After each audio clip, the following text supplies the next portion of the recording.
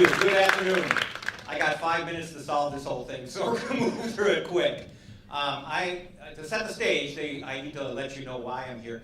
I am the founder and executive director of Unity in Motion, a program that works in the central city of Milwaukee for the last 18 years, and we help central city kids get through college. And it started as a karate class. I was working full-time at Northwestern Mutual. All I wanted to do was teach a karate class, just happened to be in the central city. I wanted to help kids that maybe couldn't afford it otherwise.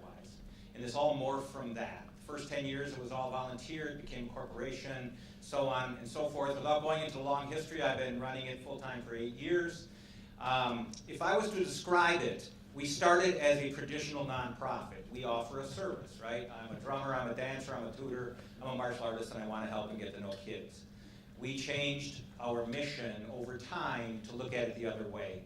The most important thing is that relationship. And all of our programs and services are designed to foster that relationship from as early as kindergarten all the way through college. And it could be many different programs, services, scholarships, the whole thing. And we even have a full 6-week summer program called Camp Emoja, taught by high-end urban educators, teaches the history of civil rights, ties it into today, and empowers our scholars to move forward and make changes in their lives. It's high-end field trips, art, everything you can imagine, from UPAF and even Milwaukee Rep come in.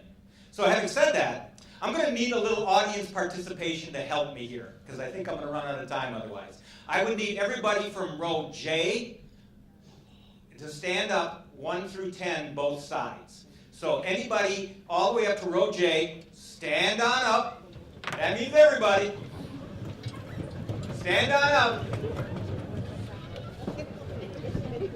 Okay, we're going to follow along because I know a lot of people here. So, just take a quick peek around you. You all represent 100 of our children in Milwaukee, African American, entering kindergarten this year. So for every 100 of you who are representing African American children in K through 5, I now want the whole section 2 to sit down, all of you. I want anybody in row E on up, sit down. And I want everybody in D5 over, sit down.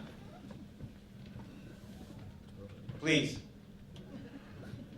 Okay, you know, you guys on the left are the only ones that are going to graduate high school on time.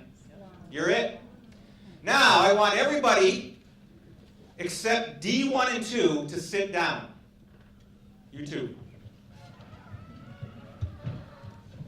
Congratulations. You're the only ones that are going to be college ready.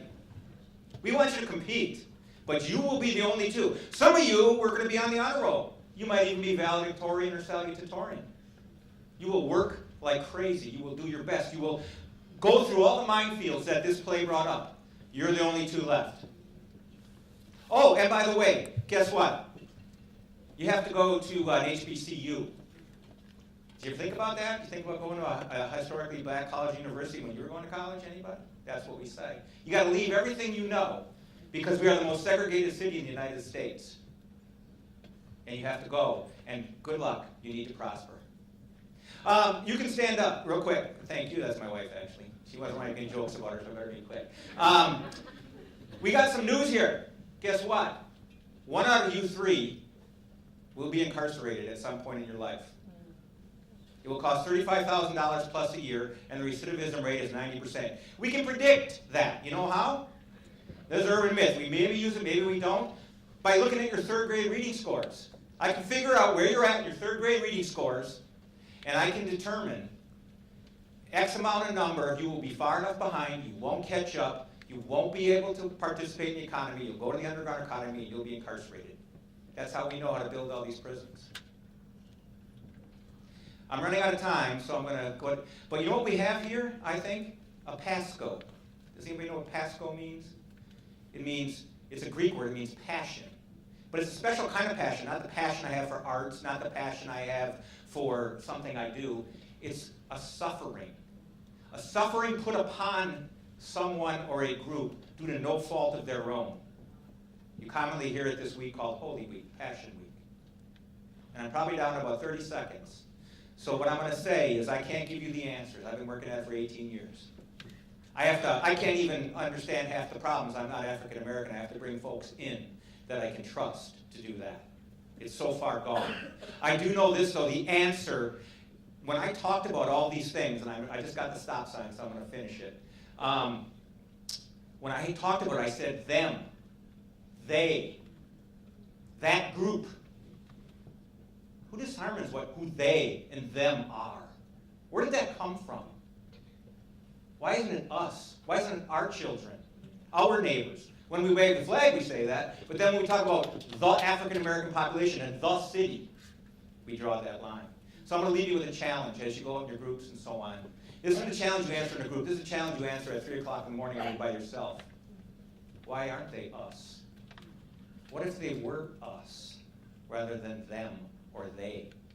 What would be different? Thank you.